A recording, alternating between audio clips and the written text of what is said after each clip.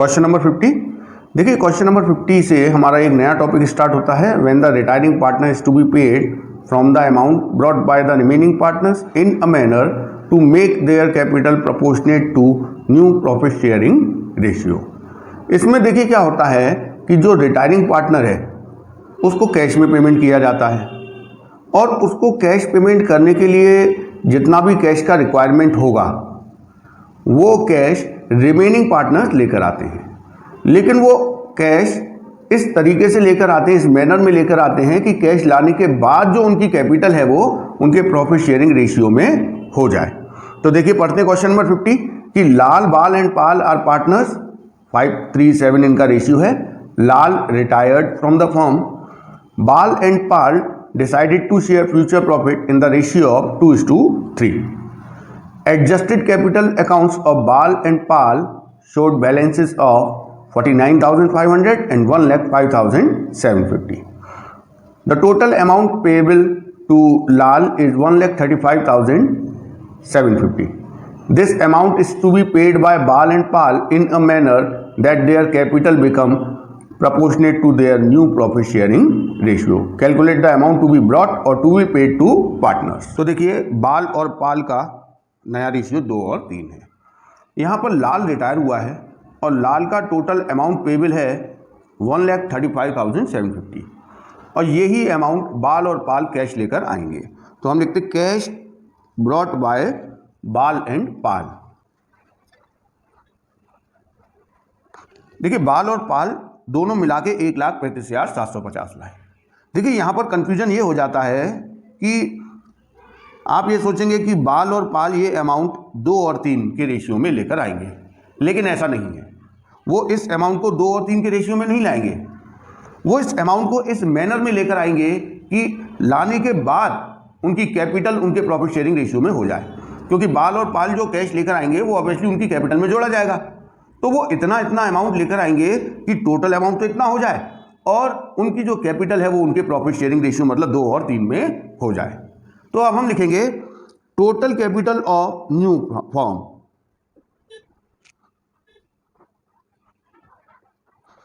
Total capital of new form after bringing cash by बाल and पाल।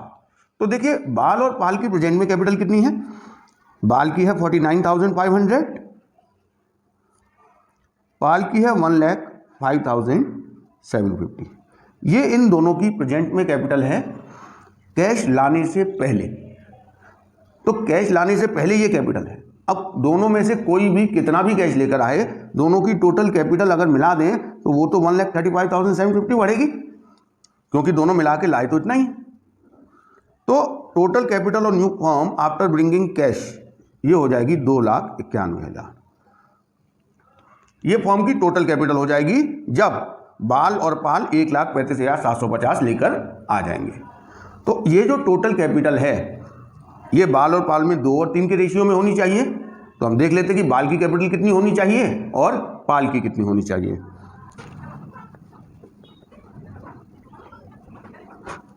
देखिए total capital का 2/5 नए रेशियो के हिसाब से देखिए टोटल कैपिटल का 2/5 बाल की कैपिटल होनी चाहिए जो कि है 1,16,400 आया है, और पाल की कैपिटल 2,91,000 मतलब टोटल कैपिटल का 3/5 होनी चाहिए जो कि आ रहा है 1,74,600। तो इन दोनों की कैपिटल हमें पता चल गई कि आफ्टर ब्रिंगिंग कैश इसकी कैपिटल इतनी हो जानी चाहिए और इसकी इतनी हो जानी चाहिए। अब हम देखेंगे कि इतनी कैपिटल होने के लिए उन्हें कितना कैश लाना पड़ेगा। देखिए बाल की कैपिटल हो जानी चाहिए 1,16,400, जबकि कैश लाने से पहले उसकी कैपिटल है 49,500, मतलब इसे लाने पड़ेंगे 66,900। कैश लाने के बाद पाल की कैपिटल हो जाएगी 1,74,600, जबकि कैश लाने से पहले इसकी कैपिटल है 1,05,750। इसका मतलब इसे लाने पड़ेंगे 68,850। तो देखिए हमें पता चल गया कि बाल को कितना कैश लाना पड़ेगा और पाल को कितना कैश लाना पड़ेगा। तो देखिए इतना कैश ये लेकर अगर आ जाएंगे तो टोटल जो कैश लाएंगे वो हो जाएगा 1,35,750 और ये कैश लाने के बाद इनकी कैपिटल इनके प्रॉफिट शेयरिंग रेशियो में हो जाएगी। क्वेश्चन नंबर 51, देखिए इस टॉपिक में भी रिटायरिंग पार्टनर को पेमेंट करने के लिए रिमेनिंग पार्टनर इस मैनर में कैश लेकर आएंगे कि उनकी कैपिटल उनके प्रॉफिट शेयरिंग रेशियो में हो जाए। तो balance sheet of XYZ who shared profit in the ratio of 5:3:2 on 31st March 2022 was as follow. Y retired on 1st April 2022 and it was agreed that goodwill of the firm is valued at 1,12,500 and Y share adjusted into the capital account of X and Z who are going to share future profits in the ratio of 3:2.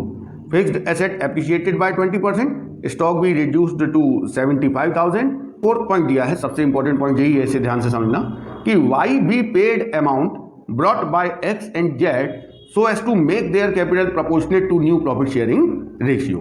मतलब Y का payment किया जाएगा और इसके लिए X और Z cash लेकर आएंगे और इस तरीके से इतना वो कैश लेकर आएंगे कि उनकी कैपिटल उनके प्रॉफिट शेयरिंग रेशियो में हो जाए, जो नया वाला प्रॉफिट शेयरिंग रेशियो दिया है।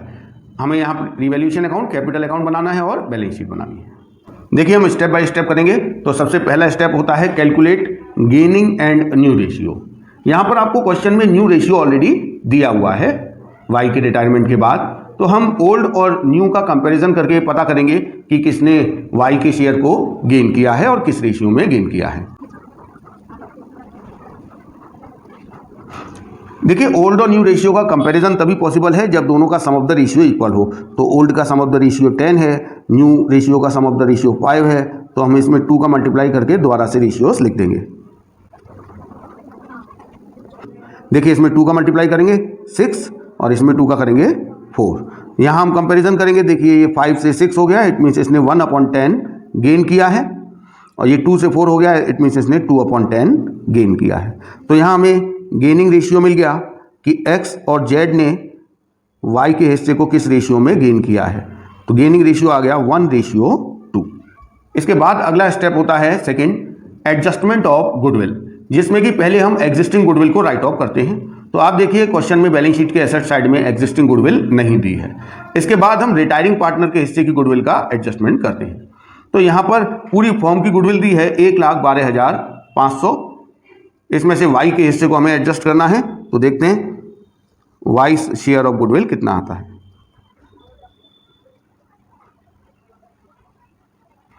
तो देखिए पूरी फर्म की गुडविल 1,12,500 है, y 3/10 का हिस्सेदार था, तो 1,12,500 का 3/10 हमने निकाला 33,750। ये देखिए y के हिस्से की गुडविल है, ये x और z के कैपिटल अकाउंट में से एडजस्ट की जाएगी उनके गेनिंग रेशियो में, और गेनिंग रेशियो है 1:2। तो इसकी एंट्री होगी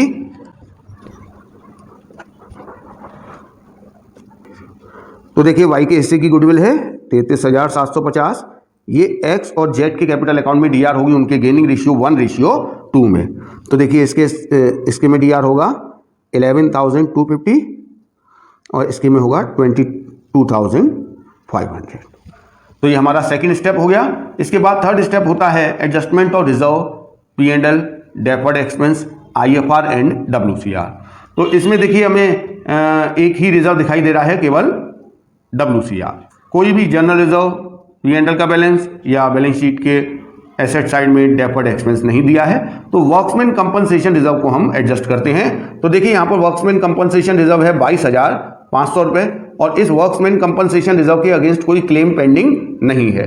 तो इस कंडीशन में ये जो वर्क्समैन कंपनसेशन रिजर्व है ये पार्टनर्स में उनके ओल्ड रेशियो में डिस्ट्रीब्यूट कर दिया जाएगा। तो इसकी एंट्री होगी, तो देखिए 22,500 को हमें डिस्ट्रीब्यूट करना है इनके ओल्ड रेशियो 5-3-2 में। तो इसके में आएगा 11,250, 6,750 एंड 4,500। इसके बाद हमारा अगला स्टेप है revaluation of assets and reassessment of liabilities. तो हम क्वेश्चन में देखते जाएंगे जिन जिन एसेट्स और लायबिलिटीज के रीवैल्यूएशन की इंफॉर्मेशन दी है उसकी हम एंट्री करते जाएंगे। तो देखिए सबसे पहले आपको दिया फिक्स्ड एसेट एप्रिशिएटेड बाय 20%।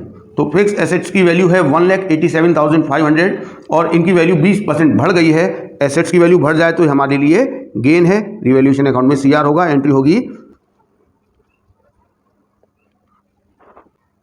इसका अमाउंट आएगा 37,500। इसके बाद दिया है स्टॉक बी रिड्यूस्ड टू 75,000। देखिए स्टॉक की बुक वैल्यू है 82,500 और इसकी वैल्यू कम हो गई है, 75,000 हो गई है, तो हमें ये नुकसान हुआ है। एंट्री होगी revaluation account DR to stock. यहां देखिए हमें नुकसान हुआ है 7,500 का, क्योंकि 82,500 का स्टॉक था और उसकी वैल्यू हो गई है 75,000।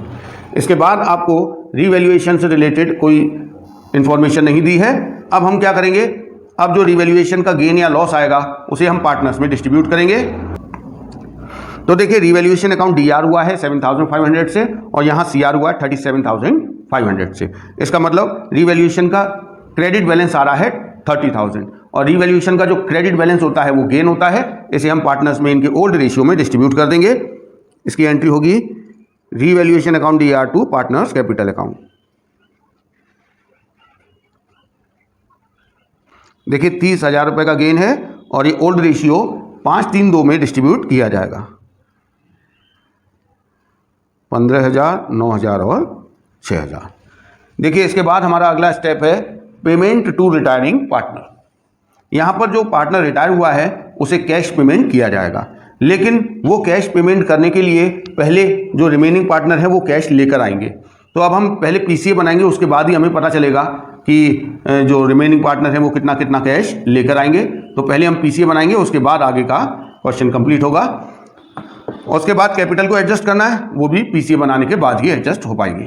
पहले हम एक रिवैल्यूएशन अकाउंट बना लेते हैं। रिवैल्यूएशन में देखिए एक ये फिक्स एसेट्स का रिवैल्यूएशन किया था, जहाँ पर रिवैल्यूएशन अकाउंट सीआर हुआ था, क्योंकि हमें फिक्स एसेट्स के रिवैल्यूएशन पे गेन हुआ था 37,500 का। इसके अलावा स्टॉक का रिवैल्यूएशन हुआ था, जिसमें हमें 7,500 का लॉस हुआ था। बस यही दो एंट्री हैं रिवैल्यूएशन की। इसके बाद हम रिवैल्यूएशन का बैलेंस निकालेंगे। तो देखिए क्रेडिट बैलेंस आ रहा है जो कि गेन है, इसे हम पार्टनर्स में डिस्ट्रीब्यूट कर देंगे। इसकी भी हम एंट्री कर चुके हैं। एक्स, वाई एंड जेड में 15,000, 9,000 एंड 6,000। देखिए अब हम पीसीए बनाएंगे।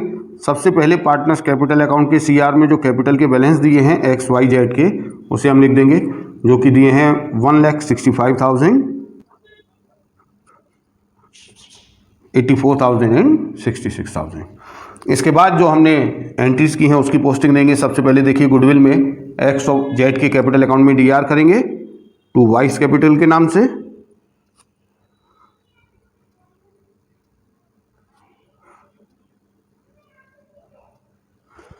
वाई के कैपिटल अकाउंट में सीआर करेंगे। इसके बाद जो हमने वर्क्समैन कंपनसेशन रिजर्व डिस्ट्रीब्यूट किया है, तीनों पार्टनर्स में सीआर होगा। इसके बाद देखिए रिवैल्यूएशन का गेन है, वो तीनों पार्टनर्स में सीआर होगा। अब हम निकालेंगे तीनों की कैपिटल के बैलेंस। देखिए एक्स का बैलेंस आ रहा है 1,80,000, वाई का आ रहा है 1,33,500। देखिए वाई का हमें पेमेंट करना है, लेकिन अभी पेमेंट करने के लिए कैश नहीं है, तो एक्स और जेड लाएंगे। अभी हम कैलकुलेट करेंगे कि एक्स कितना लाएगा और जेड कितना लाएगा, उसके बाद हम वाई का पेमेंट करेंगे। और जेड का आ रहा है 54,000। देखिए अब हमें ये कैलकुलेट करना है कि वाई का पेमेंट करने के लिए एक्स और जेड कितना कितना कैश लेकर आएंगे। क्वेश्चन में कहा गया है कि वाई के पेमेंट के लिए एक्स और जेड इस मैनर में कैश लेकर आएंगे कि कैश लाने के बाद उनकी जो कैपिटल है वो उनके प्रॉफिट शेयरिंग रेशियो में हो जाए। तो सबसे पहले तो हम ये देखेंगे कि कितना कैश लाना पड़ेगा एक्स और जेड को, क्योंकि यहाँ पे 15,000 रुपये बैलेंस भी रखा हुआ है। तो देखिए cash brought by remaining partners का मैं एक फॉर्मूला लिख रहा हूँ, आप इसे याद रखिएगा।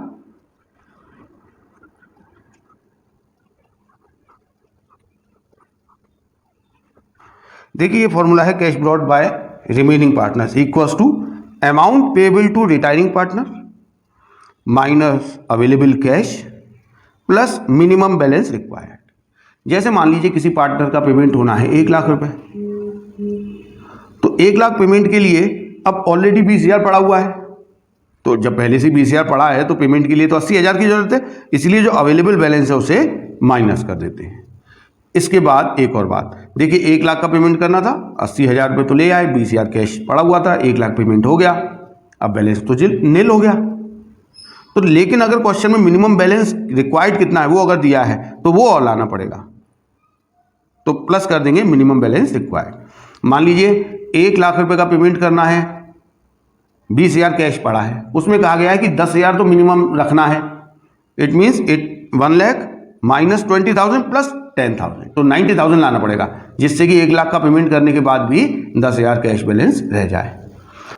देखिए इस क्वेश्चन में हम देखें तो एक्स और जेड को कितना कैश लाना पड़ेगा। Cash brought bye x and Z, तो देखिए 1,33,500 अमाउंट पेबल है,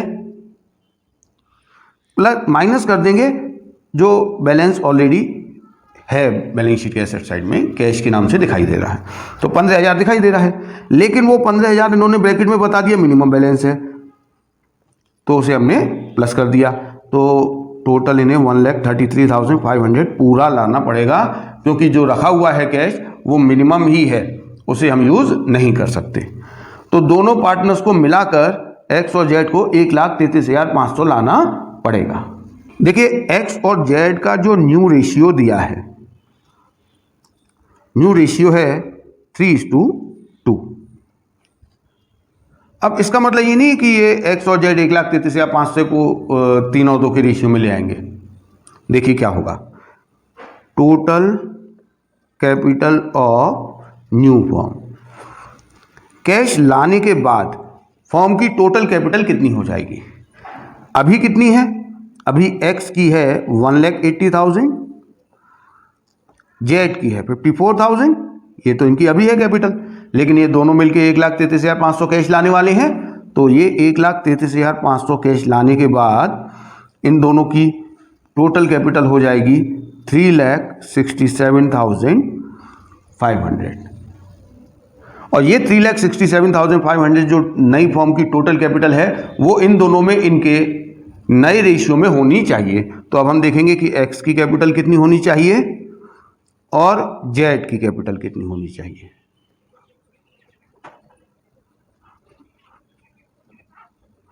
इसकी कैपिटल होनी चाहिए 2,20,500, कैश लाने के बाद इसकी कैपिटल 2,20,500 हो जाएगी, और इसकी हो जाएगी 1,47,000।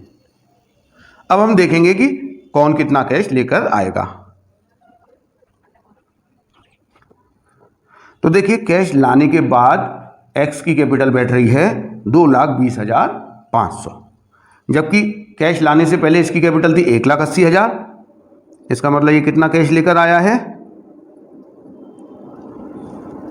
40,500।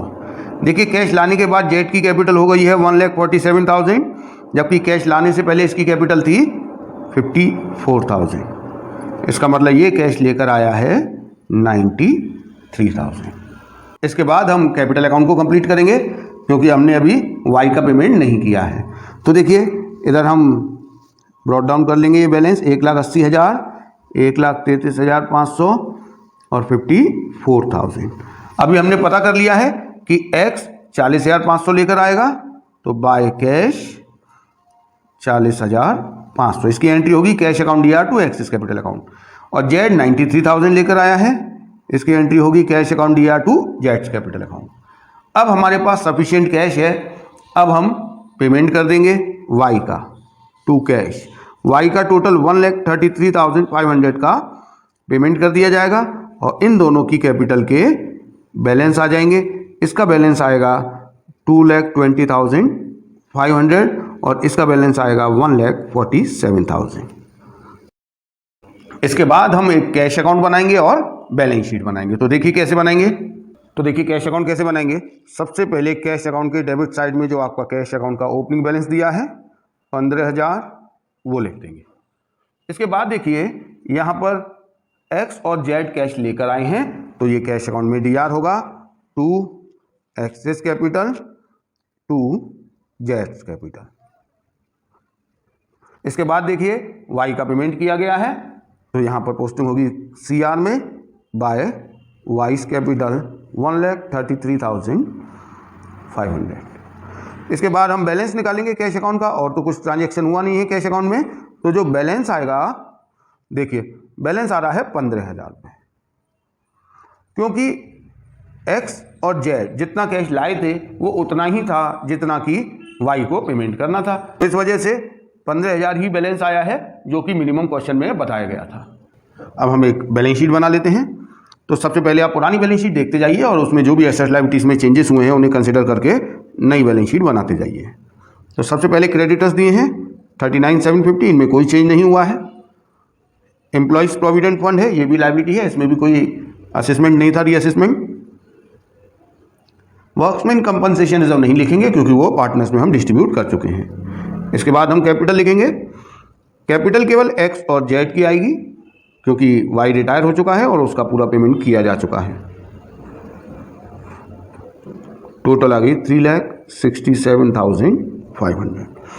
एसेट साइड में देखिए कैश और बैंक, तो इधर भी हम लिख सकते हैं बैंक एंड कैश, एक ही अकाउंट बनाया है हमने। यहाँ हमारा बैलेंस था 15,000 जो कि मिनिमम भी है। इसके बाद डेटर्स दिए हैं, इसमें भी कोई रिवैल्यूएशन नहीं था, 97,500 आएगा। इसके बाद स्टॉक है, स्टॉक की वैल्यू अब 75,000 रह गई है रिवैल्यूएशन करने के बाद। इसके बाद है फिक्स्ड एसेट, फिक्स एसेट्स की वैल्यू 1,87,500 है, 20% बढ़ गई थी इसकी वैल्यू, मतलब 37,500 इंक्रीज हो गई है। तो अब इसकी वैल्यू हो गई 2,25,000। अब हम बैलेंस शीट के दोनों साइड का टोटल करेंगे, तो टोटल आ रहा है 4,12,500।